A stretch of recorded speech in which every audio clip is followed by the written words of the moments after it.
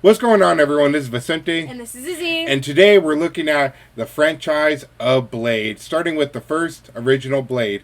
Now, Izzy, what are your thoughts on the Blade franchise? For me, the Blade franchise is something new to me, but I also think it's really interesting. I like the whole vampire vibe. And I have watched the movies before, so this is a rewatch for me, but I think it's a pretty decent trilogy. Oh, yeah, and as someone who's a big fan of horror and comics, this is just a perfect movie for anyone just like that.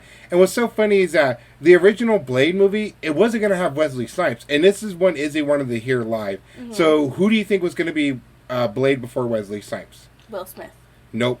Take one more guess. Oh, I don't know. Any. Denzel Washington. That would have been, I don't know, I couldn't take that seriously. I wouldn't have liked it. No. But before we get off topic with all that thing, the original Blade was just something special for a lot of comic fans, or just horror fans in general, because not a lot of people knew that Blade is a Marvel property. You know, because back then, people never really associated with Marvel, unless you were like a hardcore fan, because it's not your typical superhero movie. But yeah, this movie is very special, and you know, I love the Black Panther franchise, I do. But when Black Panther came out, the first one, people were saying, oh, this is the first black-led superhero movie. But the thing is that, do we not remember Blade? And here's a hot take. As much as I appreciate the original X-Men directed by Bryan Singer, Sam Raimi's Spider-Man, and, you know, Christopher Nolan's Batman Begins, because you can make an argument that any one of those three movies did kind of start the superhero hype, but you can't deny that the original Blade literally saved superhero movies. That it kickstarted a lot of superhero movies today in the late 90s, early 2000s. And I'm a firm believer, and this is coming from someone who loves the original Spider-Man movie, that if it wasn't for Blade, I don't think we would have gotten the X-Men movie or the first Spider-Man movie. Yeah, I think the Blade movie, watching it, is a good connection between the superhero genre and other genres, including like horror, action. It does a good job meshing them all together. And Wesley Snipes is just a badass fucking Blade. This man's a real life martial artist, so you see a lot of his fight choreography gone right. The action scenes are cool, and the kills in this movie are bloody as hell. Granted, the CGI looks a little wonky at times, but you know what? You can't blame a movie, you know, for having CGI just like that back in the 90s. Yeah. Granted, yeah, we've had movies like Independence Day and Jurassic Park back then. But for this word, Blade, like I said, Blade is a very special movie for me, just because it started my love for like just horror comic properties. And that's the thing I love about Marvel and DC, is that I love their supernatural horror side of those comics, like John Constantine, Ghost Rider, Blade, just stuff like that. And so I feel like when it comes to like the horror side of Marvel and DC, it just doesn't get looked a lot alike. Yeah, I gotta agree. I don't think a lot of viewers go out to see the horror side of like superheroes, but this movie I think does a really good job using it in a good way, but also still making it a superhero movie for people to enjoy. Yeah, and let's all be honest. When we've all seen the original Blade movies, whether it was Blade, Blade 2, or Blade Trinity, you cannot deny that at one point we were like, this is a badass dude. I want to be Blade. Hell, I wanted to be Blade. And this is coming from someone who loves Spider-Man, and as you can see by my shirt, Superman. You know, but Blade was just a badass dude. Vampire hunter, superhero. What more could you want from a character like that from Marvel? Exactly. He was just a straight up badass. Yeah, so before we get into our positives and our negatives, Izzy, what would you rate this movie? I think for me, this movie sits at an 8.5 for me. What about you? Like I said earlier when we watched the movie, I give it like a 9.2 out of 10. Yeah. It's very good. Granted, like I said, I don't like the main villain, which I'll talk about a little bit. And there are some things that in the story that works for me but doesn't work as well. But like I said, we'll get into it in a little bit right now. So starting off with our first positive, Wesley Snipes as Blade. I literally cannot see anyone else playing Blade at all. I know that we're getting a reboot in the MCU with Mahershala Ali, and I'm excited for that movie, but I heard that it's going to be PG-13, and you can't do Blade like that, because Blade is killing vampires, he's even killing humans sometimes, and the thing is that Blade's a hardcore character, whether he's breaking bones and killing vampires. It's just that magic that Blade has. And for Wesley Snipes, he gave it his all in this role. And like I said, for him being a trained martial artist, you can definitely tell that he was treating this character with love and respect. And I love his funny personality when it comes out, like in the scene in the hospital where like the cop shoots at him and he's wearing a bulletproof vest and he's like, "Motherfucker, you out of your goddamn mind?" You know, and he has like that little charisma to him, and I just appreciate what Wesley Snipes brought to this character. Yeah, I gotta agree. He plays it really well with his personality. He plays that badassness with comedy really well, and it just balances the whole movie where it doesn't seem like it is a serious movie, but there is comedic relief in the good places, and it's still really enjoyable. Yeah, like when he's robbing that one cop that's like that's a vampire supporter. Yeah. And like the Dr. Karen's all like, "Wait, are you robbing him now?" He's like, "Well, how do you think I fund this operation? I don't exactly have charity right there." And it's those little moments I appreciate from Wesley Snipes. But when it's crunch time, holy crap, this man will kick your ass no matter what. You can have like 30 vampires on him. Oh, he's coming out on top very easily. And I love his gadgets, whether it's his guns, UV ray lights, or even like that little boomerang thing that he has just to cut up the vampires. Badass scene. Oh yeah, he just knows how to bring it when it comes to killing vampires. Yeah, and you know, for that, I'll always appreciate Wesley Snipes. And fun fact, Wesley Snipes actually wanted to be Black Panther. He tried to get a Kickstarter back in the 90s. But because, you know, they didn't want to do Black Panther, he settled for Blade. So that's a fun little fact for you guys. That's actually really cool. Yeah, I can see him as Black Panther Oh, if yeah. he was younger. Oh, yeah. Yeah. He would give it a lot of love. You know, no disrespect to Chadwick Boseman. You know, rest in peace, homie.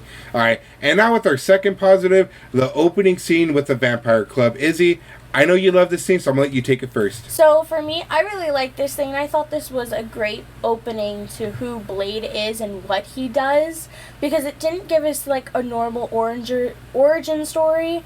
It just highlighted his badassness and how much he is into the vampire community. When he walked in that room, what was he called? Daywalkers. Yeah, like the vampires were like, Daywalker, like they were scared. And that's how you know he's a badass character. He just didn't say it, he just shows it with his presence. Even when you're meeting his character for the first time, you get a sense of those vampires are fucking scared. And yeah, you did have vampires that attacked them during the club scene, but they were in a group. Granted, if it was a one-on-one, they would have ran for the hills. Oh, yeah. And that whole opening scene, he's using a shotgun, using stakes, using his sword, his martial arts. It's just a badass scene done right. And honestly, I don't see any other way you could have perfectly introduced the character of Blade in that way. Yeah, I gotta agree. I think that was a great way to introduce him, because it showed off all his weapons, all of his powers, all of his badassness, and just his charisma and how much he hates the vampires. Yeah, so you know that's just a perfect way to introduce the character of Blade. Yeah. All right. And now number 3 on our positive list, the fight choreography and action scenes. Like we said, for Wesley Snipes being a trained martial artist, he really treated this movie with care, and you can tell with the action scenes and just there's no quick cuts. He's legit like training these dudes like some martial arts moves. That way they get a clean cut of the movie. Yeah, you could tell he trained for this role, and he plays it very well. And his physique, like he's buff. Like I know we look at Chris Evans and Chris Hemsworth and even Ben Affleck when it comes to like being, you know, ripped when it comes to superhero roles, but I don't think they trained as hard as Wesley Snipes. You know, no disrespect to, you know, those actors, but Wesley Snipes was just a fucking beast. And yeah, just seeing Blade fighting off vampires, or the vampires attacking him, Blade using his weapons, just every set of action piece in this movie is just done perfectly. And on number 4 on our positive list, the character of Whistler. Whistler, I love him in this movie. He's a perfect mentor figure for Blade. Yeah, I think he does a great job. I personally wish he had more screen time, but the screen time we did get, I think he did a great job. Yeah, and like in his origin story, he's sad because he tells the character of Dr. Karen Johnson. That's her name, right? Karen Johnson. Yeah, the character of Dr. Karen Johnson. That, you know, at one point he was like a really nice dude. He had a wife, 2 daughters, and then one day he let a stranger in and ended up being a vampire. And he didn't kill Whistler, but he killed his wife and 2 daughters. And ever since then, he's just been on he's been a vampire hunter. And then he comes across Blade when he's a teenager feeding off of homeless people, and he takes him in as his own son. And to me, I like that. It sets up his character perfectly. We don't need to see his origin story, but when he describes it, you feel sympathetic, because like at one point you could imagine this dude being one of the nicest people ever on earth, and then he had this horrible situation happen to him, and now because of it, he's using Blade and himself to kill vampires. Yeah, I think it just shows his mentorship from the very beginning, and even though we don't see his origin story, it's still really sweet, and it gives you something to feel bad, like that heart connection to him. And he's a badass. When he rescues Blade and Karen at the museum, and he comes in like with a tank or some shit, and he's like, hey, you missed me, motherfuckers, or something like that, and he's shooting off his machine gun. He's just a badass character. For him being an old man, that dude could probably still whoop your ass or something. But I know Izzy wants to get this off her chest, but Whistler dies, quote unquote, dies in this movie. But spoiler alert, he never really died. So Izzy, let's have you talk about that scene. So for me, that scene, they made that scene so poetic when he quote unquote died. And I felt like that would have been like a perfect send off for him, to leave him as that. Like, we felt bad for him. He had this perfect send off scene. But then the fact that I know he's brought back in the later movies pisses me off so much. I hate it when they recon that type of stuff. Yeah, and like, we're not gonna spoil like his fate and stuff like that, but when it comes to Blade Trinity, it's gonna get so much worse. But as far as Whistler in this movie, he's the perfect mentor. I would say he's a better mentor than Tony Stark was for Peter Parker in the MCU. Yeah, I gotta agree with that. I think Whistler has a much better connection with him. Oh, hell yeah. And now number 5 on our positive list, the character of Dr. Karen Johnson. Now, she's just a badass female. You know, she's up there with Neve Campbell as Sidney Prescott, Sigourney Weaver as Ellen Ripley. She's not that damsel in distress, and that's what I appreciate. You know, like, I'm not saying it's a bad thing when a female is a damsel in distress in a lot of movies, but it gets kind of annoying. And so when you got a strong female character like Karen Johnson in the Blade movie, she's just badass. She handles herself well. She fights off against that cop that supports the vampires. And in the scene where she has a UV light ray and pointing at Pearl and just burning him up, like, damn, this chick is badass. And how, like, she lets Blade bite her so Blade can regain his strength and speed back as a vampire. She's just a badass. Yeah, I feel like she's one of the only females, like, in the action industry that I feel like knows how to pull her own weight without relying on someone else. And I think it's just great to see in a movie. And it's a shame that we never get a follow-up on her in a sequel, that she's a one-and-done character in this movie. But I don't know the name of that actress, but whoever she is, you did a damn good job in this movie. You were fucking badass. Yeah. And it's, like I said, it's nice when we get a female character like that that's just badass. Doesn't say anything, can handle herself, just badass. And that's what I appreciate about it. Yep. Alright, and number 6, and our last one on our positive list, the side plot of Blade's Vampireism. And this is what I like. And it could have gone really bad, but they did a good job with it. So basically, Blade still has the thirst of a vampire, and so for years, him and Whistler have been trying to come up with the cure to cure his vampirism, or at least contain his thirst. And I like that side plot, because it's like, Blade is still fighting for the humans, but at any given point, this dude can turn into like a full-on vampire and just start killing people like he was when he was a teen. Yeah, I feel like the way that they incorporated it into his movie with his vampirism is done really well. It doesn't feel like something that's just like pushed to the side. It's actually continued into the story and is brought up multiple times within the plot. Yeah, and they do it good in Blade 2, Blade Trinity. You know, I think even the character Deacon Frost says, "Why are you fighting it so hard? The humans will never love you." And that's something I love too. And I'll add this as another positive to that positive, is that the public doesn't like Blade. They don't. They fear him.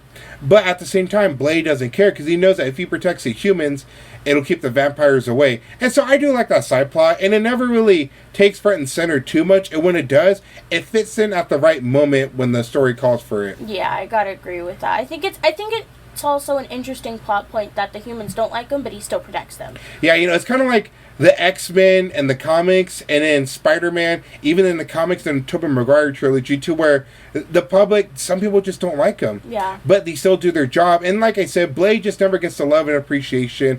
But I'm glad in recent comic years now, he's still getting the love now. That's good. Alright, and now that's done with our positive. Now we're going to our last and only negative, and it's going to be the character of Deacon Frost. Now, let me just say this.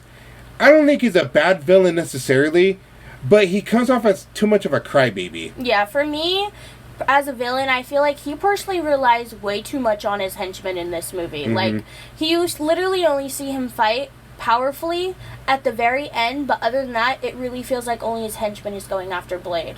Yeah, and like he wasn't really intimidating until he became the Blood God. What was the name again? La Magra. La Magra, yeah. It wasn't until he became the Blood God La Magra that, you know, he was really intimidating. But even then, it was just kind of like a throwaway plot. And like, I don't mind if a villain is like a man-child, but they have to be intimidating. Like, look at Homelander and the Boys.